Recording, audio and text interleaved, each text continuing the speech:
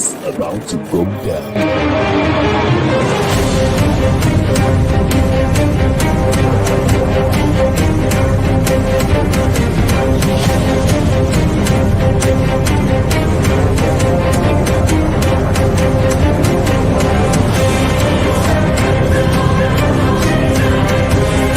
It's lovely pass, and there he turns cleverly. Can he find a finish? Oh, he can! Some skill by Joshua, and a return right hand. Good counter right. Bullen is hurt. Second right hand. That clipped him as well. Now he goes in for the kill. Well, Ricciardo is inching into the lead, and Ricciardo that win the Italian Grand Prix! Iguodala running the floor.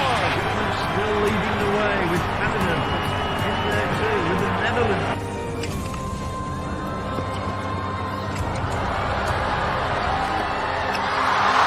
And Musa makes it 4 goals in 2 World Cup matches.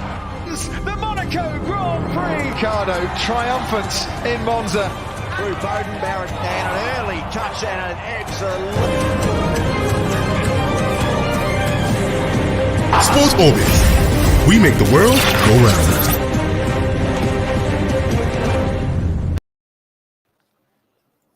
Hello, viewers. Welcome to Sport Orbit.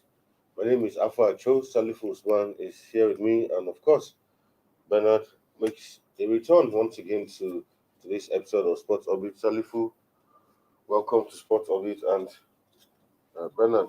Thank you, Alpha. Oh. All right. Quickly, without wasting of time, we'll go straight into yesterday. What transpired yesterday in the Europa League Final, where, of course, 3 Nigerians were in action yesterday. Just talking about Joe Aribo, Calvin Bassey, and Leon Balogun also plays for Rangers, where after putting up a good showing last night, but it was not good enough as Eintracht Frankfurt actually won that game 5-4 on penalties to win the Europa League. But of course, Joe Aribo actually opened scoring in that one, but Frankfurt had to pull one back, level the scores, and the match went into extra time where it went to penalties. But at the end of the day, Frankfurt were the winners of the Europa League. You know, yesterday we previewed that match. We had discussed it, and we had talked about how Frankfurt their run to the final, defeating very formidable teams in their run to that final, and eventually a lot of Nigerians were rooting for Rangers, but it wasn't to be. I think the only Nigerian who was rooting for Frankfurt was Austin Jeju Okocha, being a Frankfurt legend actually. Actually, and he said, well, Nigerians are in Rangers, but he's sorry to say that that was where he actually started his professional career, and he still has a soft spot. He's still a Frankfurt fan, and he actually tipped Frankfurt to win that one. And as he ended, Frankfurt emerged winners. Well, I understand with JJ. Nobody can take that away from him. It's always good to recognize where you start from. But in as much as most Nigerians, including myself, who were disappointed yesterday, not that the Rangers didn't put up a good fight. They were always a fourth. They almost looked like they were going to be the champion. When I was even happy when you are able to open the score, but unfortunately they could not hold it down. That one good lead, and the Germans equalized, and then they went to the penalty, and the Germans were successful on the penalty. It was a big disappointment for the 3 Nigerians, that including we in Nigeria who are their fans were looking up to them to see them as another 3 Nigerians join the list of those who have the Europa titles. But unfortunately, it didn't come to be yesterday, but it's not over. They can still have another chance. This season is over, but another season is always there. And the good thing is that nobody can afford their performance yesterday. Even the UEFA recognized their contribution to the final yesterday. They actually make their mark. Yes, they may not have the gold medal on their neck, but they actually prove that yes, they are start to watch. Exactly. But looking at that match, of course, Aribo and Bassey have all been nominated as part of for Europa League Player of the Week award, and for me, I think this is a good development considering that these 2 Nigerians somehow have become an integral part of the Super Eagles. Actually, it's a nice improvement. It's a great honor to have gotten to that stage where that you can be recognized and nominated for an award. So I think that is a great honor to them. And what I would say is that they should gear up and never relax on whatever they are doing. They should ginger up, aspire for a greater height. So it's a welcome one. I applaud them for that. They are really actually making us proud. Yeah, I mean, looking at Rangers, like just the one down match was going on. A few people who haven't really followed the Europa League were surprised that the Europa League this season has been quite different. In previous time, you see teams that I beat, well known, but the final, yeah, exactly. You saw a Rangers, you saw a Frankfurt, and especially most surprising, and these two teams, and no disrespect to them, but the last time Frankfurt won a European title, I think it was in 1980, and for Rangers, I think it's also over like 20, 30 years ago for them to even reach a final stages of a European competition like this. So what does that tell you of the dynamics of how football is gradually shifting? Yes, and it tells you that there's no minor in football, Yeah. that there's no more big boys, and even if you underrate any club now, you do so at your own peril. And so, and for this, just like you say, it's always a dropout from the Champions League to the Europa League that always emerge as a champion. For example, we have my Chelsea having a Sevilla and all those things always emerge as champion. But this time around, we have a a team that you don't recognize them in the top 10 of the Europa club coming to the final and to play the final. But if you look at the quality of the final yesterday, they didn't disappoint. They didn't disappoint anybody. They actually showed that yes, they made that their performance. And I was a bit almost satisfied with it. For instance, apart from let us talk about the Nigerian who played that match yesterday. Apart from Aribo, who everybody already know him that is one of the international stars, and his impressive performance yesterday. Kevin Fassing, from his side left back, actually put up a very brilliant performance, making only a single tackle, recover almost 10 ball, and with an accurate pass of 80 ball. Tell you that how these Nigerians has become a very player to watch out for. I'm happy that he has break into the Super Eagles, and we hope that what he does for the Rangers, he will be able to replicate just anytime he put on the grey white jersey for Nigerians. All right, that's that. I mean, only bigger things can be. I hope that this shouldn't be something that will discourage them, but spur them on to continue to do more. Away from that, now to the AFCON 2023 qualifier, where Sierra Leone coach has actually released his list for the team, the team list for the players who are going to be up against the Super Eagles when they line up. Of course, former Tottenham Hotspur defenders Steve Cocker and QPR Kake in the squad for the 2023 African Cup of Nations qualifiers against Nigeria and Guinea-Bissau. Kester Kefiri, majority of players that participated in the 2021 African Cup of Nations in Cameroon. The tactician, however, included 5 new players in the squad. So, looking at this squad, any surprises? No, there's no any surprises. But what is telling you is that those Sierra Leone are. It shows that they are prepared for this. They are prepared for this match. Why we are here busy talking about who is going to be the Super Eagles, who is the Super Eagles, who I'm talking about, they are already preparing.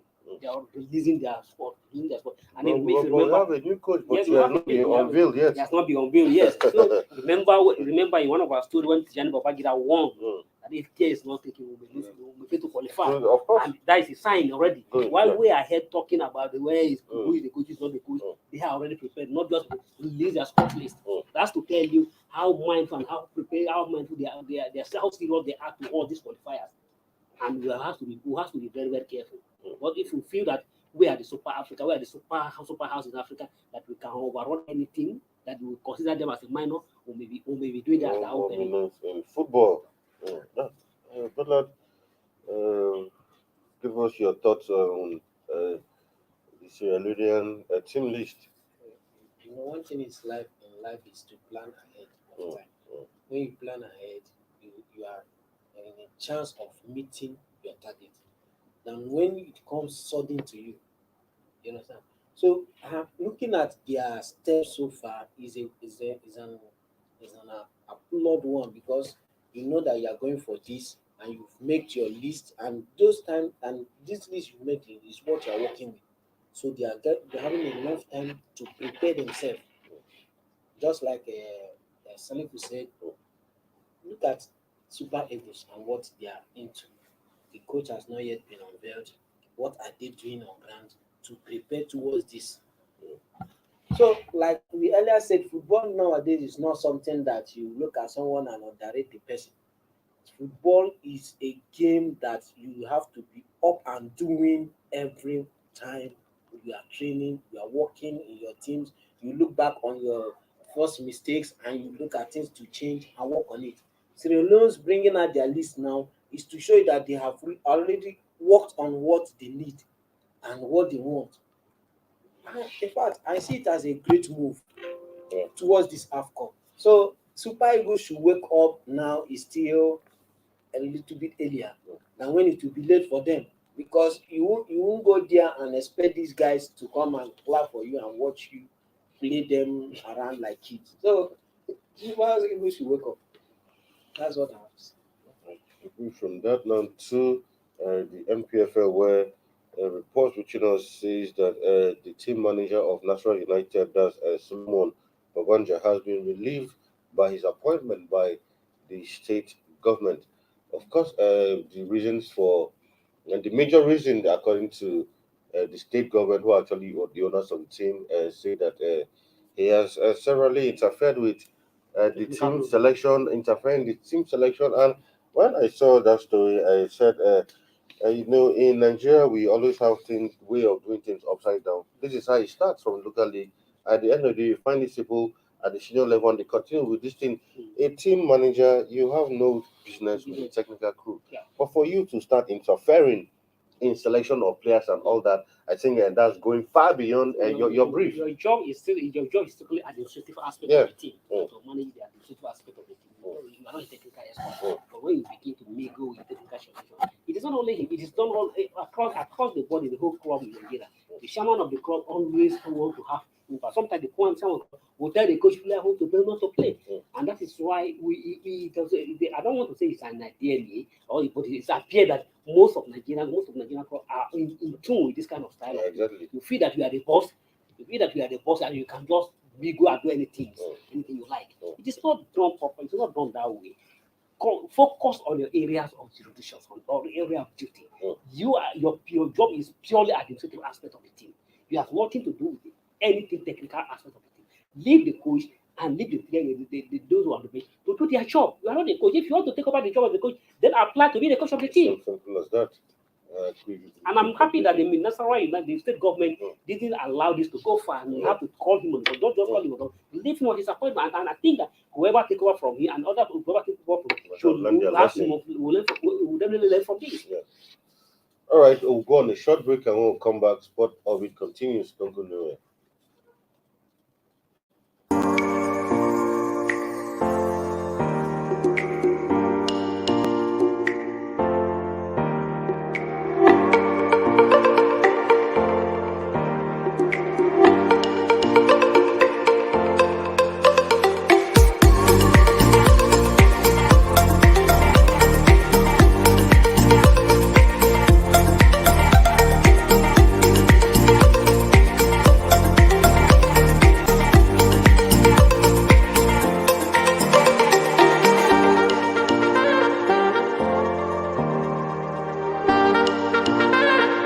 For sponsorship and advert placements, please contact 080-3688-6158. Last Word Leadership Podcast Studio. You have the last word.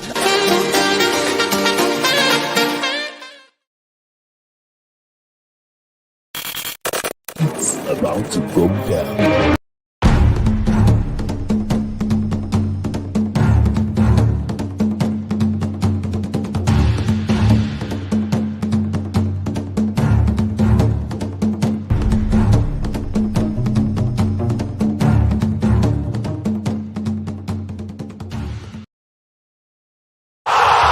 Sports Orbit. We make the world go round.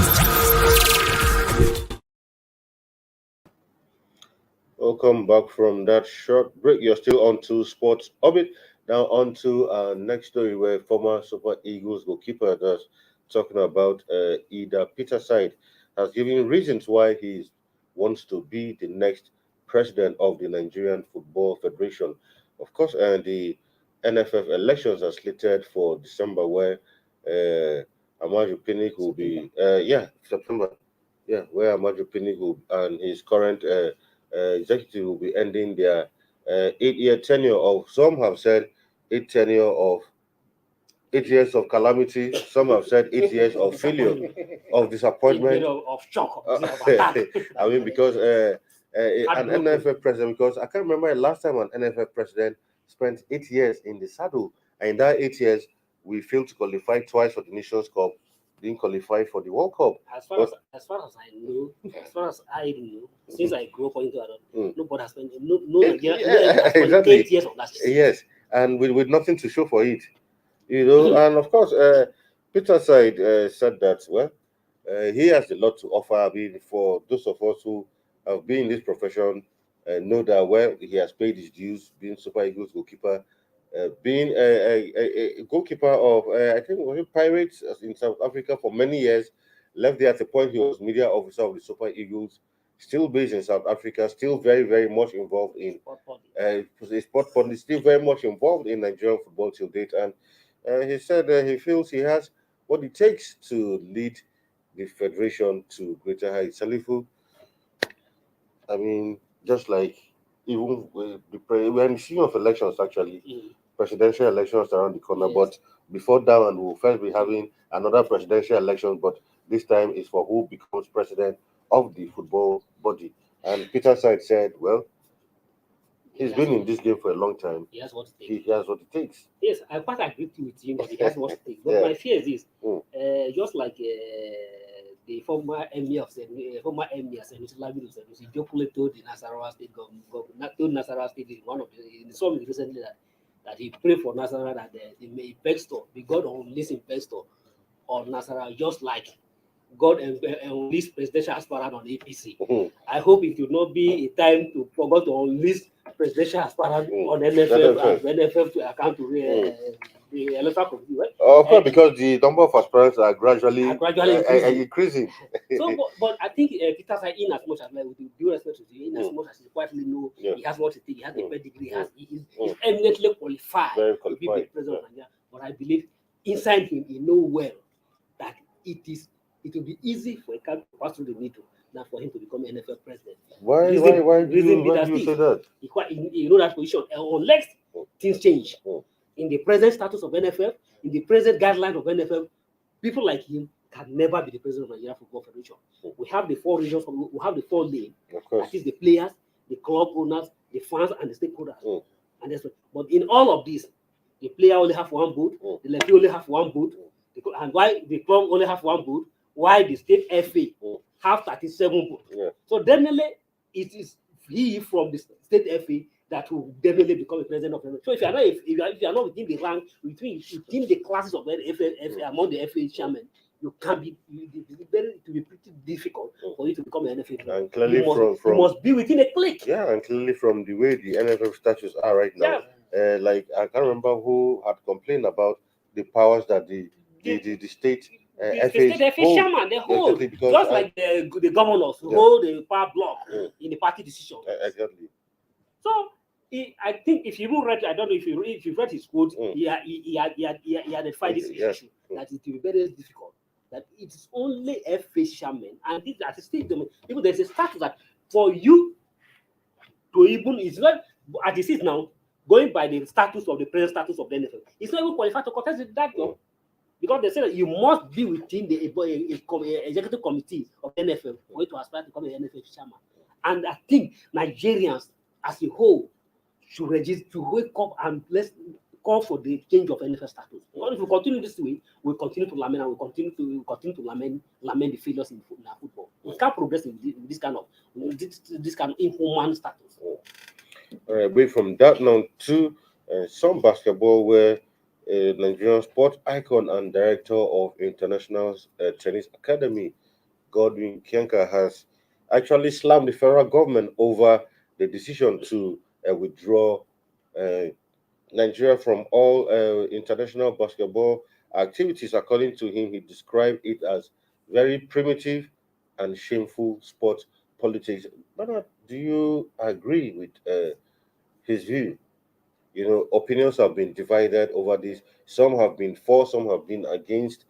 Some have said, okay, even if you are going to take the decision, maybe you could have banned the federation from some certain activities, but not banning Nigeria completely from international activities where the teams won't even have a chance to participate. Because, I mean, at the end of the day, and truth be told, for instance, the Tigers or the Tigers are not responsible for the crisis in the. So allow them go for their competitions. You could have other ways of dealing with this issue. One thing I want to say about this is that federal government withdrawing them is that number one is that if you are going out there, you are going out as Nigeria, not as a club. Are you getting me? So whatever happens is coming back to Nigeria as a nation. Like earlier I cited in our previous episode, I said that look at what happened during the Olympics. Look at the news that we are getting from Olympics. At a point, they said that the packages they gave to the athletes didn't get to them. There's some were kept at social place and all those things. And it's just bringing bad names back to the nation. So if they have looked at the way the basketball teams are, the organization, the management, and the way things are going on, the hanky-panky, the ups and downs, and they withdraw them from it, I didn't think that it's not a permanent withdrawal. It's just temporary for them to technically work things out. And I think if they can listen and look at things and withdraw and look at this is why the federal government did this and work in themselves. It didn't stop them from practicing. It did not stop them from building themselves. All it did was just to curtail some things from excess or explosion or going beyond what it should be. So I think the federal government is not wrong in any way by withdrawing them from this, looking at the case at hand and things the way it is. Well, if I may add to it, Sure, yes. You know, just I want to take from where Ben look at the decision based on the case at hand. You know, sometimes when people who should know better want to pretend that they don't know, it baffles me.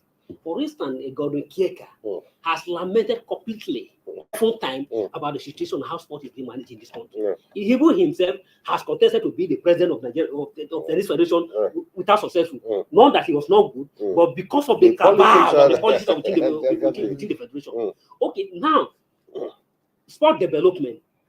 What is sport development? Sport development is about creating opportunities for community participation, for open windows, open ways for more participation, for increased participation, and to better the participation, better and improve the welfare of the participants. If you ask me in the last 5 years, what is the opportunity we have opened for community participation in the game of basketball in this country? Absolutely no. But when people are saying we are not African champion, we are this champion, we are not. If you're African champion, you claim to African number one. Good, there's no doubt about it. But you can't be African number one, and in your back home, in your own home, there's nothing to show that there's a basketball existing in your country. Sport is not about dropping to the plane to go and participate in competition and you come back. Well, yes, you agree with it. If your government you can take a decision not to ban this, but the cocoa things and why those characters who are fighting for the control of basketball is because of what is involved in going to the international participation. If it is for from development, government are talking. If you are dragging, if me and you are fighting to invest in basketball in this country, government will be interested to see both of you fighting to invest. But the interest that who control the team to go to participation or international team. For me, as far as I'm concerned, and in my personal view, I'm totally with government in this decision. Whoever want to criticize this, to criticize it. But if you look at the issues on ground, in the last 5 years, basketball goes just like I said, basketball sport is all about open window for more people. Yes. In the last 5 years, there's no opportunity given to the football, basketball player who are at home. In the last 5 years, the coaches who are at home has nothing to show. They have family to care of. All of them are just idle without anything, even to have to feed their family because there was no basketball program in the last 4 years in the family. The basketball referee who are in Nigeria, in the last 5 years, there was nothing for them to show. The same thing, tacticians. All I can name all and all, but all we have is just go and assemble players who are based in abroad, carry them to go and play, and come back and go, okay, we are African champion. No, to me, I don't welcome first African champion. I'll be proud that if you're African champion, we will have 50% or even 50% or even let's say 40% of the players who are playing from home here.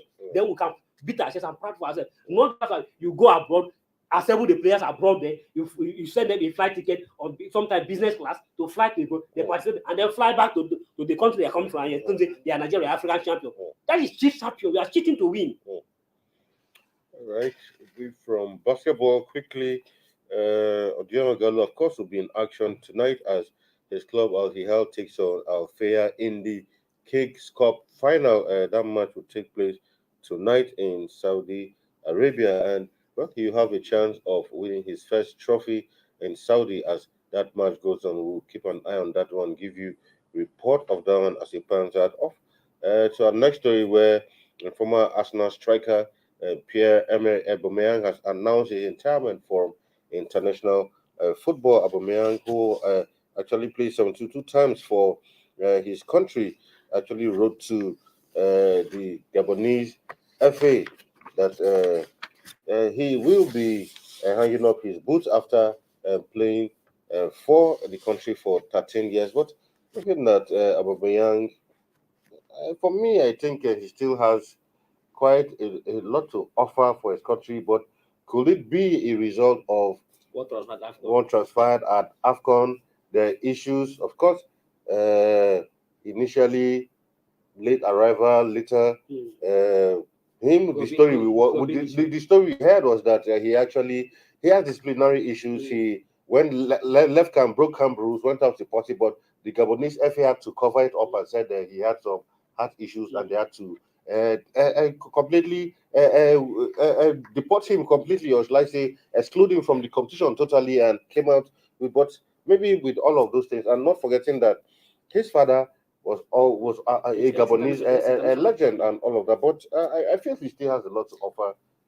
Gabon. He has a lot to offer in Gabon. He's still a Gabon best player at the moment, and he still remains the best player. And just like you say, I don't think this decision is ill-advised.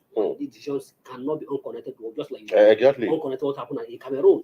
He may have just like what we had that time was that they had a problem, he has a COVID issue. But the moment he returned back to Arsenal, he was and started playing for Arsenal. Then because of the issue with Arteta, he has to move to Barcelona. Disciplinary issue also.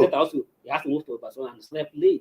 So I think Aubameyang's in as much as he may be fed up with whatever has happened, we are not privileged to know what transpired, what will transpire. We are not in a position to know. We don't have the record of what will transpire. But at least even him, when one two people begin to talk of your discipline, you have to also need to check yourself. But if you have a disciplinary issue with Arsenal and now with the country, with your country again, and this issue is coming up, please, you need to advise yourself and take some right decision. Quitting the Gabonese national team, I think it's not the right bet decision for him. For now, I think he still needs Gabon, and Gabon still needs him. Quickly now, before we leave the studio, some EPL matches will be going on tonight. A lot of these matches are actually outstanding matches. We call that by Sunday, all EPL matches every team must have played 38 games on Sunday, but some teams are yet to play their 37 matches. And of course, tonight is Everton against Crystal Palace. Two legends will be up against each other, Lampard and Patrick Vieira. Right in that one, Aston Villa, Burnley, and then Chelsea, Leicester City tonight. Yeah, interesting here and there. But not quickly, give us your thoughts on these pairings tonight. Well, it's okay. It's okay. What I'll be looking at is Chelsea, Leicester City. I'll be an outlook for Chelsea, Leicester City. I want to see what Leicester City has to offer with big club like Chelsea. So I think the placement is okay. And another one is Crystal Palace. I believe they will do good in that aspect. But I don't expect Everton to put their hands and But Of course, for Everton will be me, playing at I'll home. be rooting for Everton to win this match and Absolutely. probably to win this month and probably get the result against Arsenal too. Because the way it is now, Arsenal is no longer in contention for any top four. So I'll be hoping that Lampard will be able to use these 2 months to service their relegation starting with this Crystal Palace. And I'm thinking as much as this is football, you don't need to beg someone to give you a result. At all. Even if it's possible to beg, I would have said, okay, Patrick Vieira, please, just easy or fellow legends so that you can be able to survive.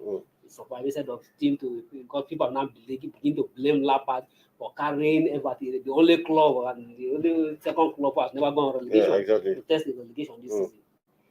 Now, of course, Aston Villa Burnley will also be interesting because Burnley too are fighting to exactly because a defeat for Burnley tonight, irrespective of even if Everton loses, I think Everton will escape relegation. So Burnley will be desperately needing a result, but Steven Gerrard will not be lying low to ensure that Burnley gets any results tonight at Villa Park. And if he can also do that to help his team in the national team meeting, that will also be better.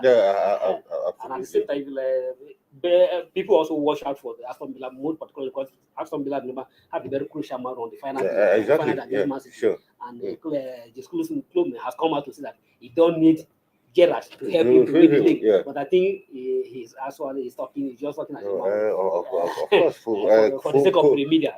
Coaches are always used to these mind games to try to, get into the mind of their opponent. Anyway, viewers, this is the much we can give you on today's episode of Sports Orbit. We'll be keeping an eye on all of these matches as they go down and other sporting events as they happen today and tomorrow. Salifu, thank you for being in the studio with me today. Thank you. And Bernard, thank you for coming around once again today with us. Yeah. All right, on to come your way tomorrow. It's Friday, last episode for the week. Hopefully we'll bring you a bigger and more exciting package of Sports Orbit. Stay safe out there. My name is Afa Acho, and it's goodbye from here. Thank you for watching. For sponsorship and advert placements, please contact 080-3688-6158. Last Word Leadership Podcast Studio. You have the last word.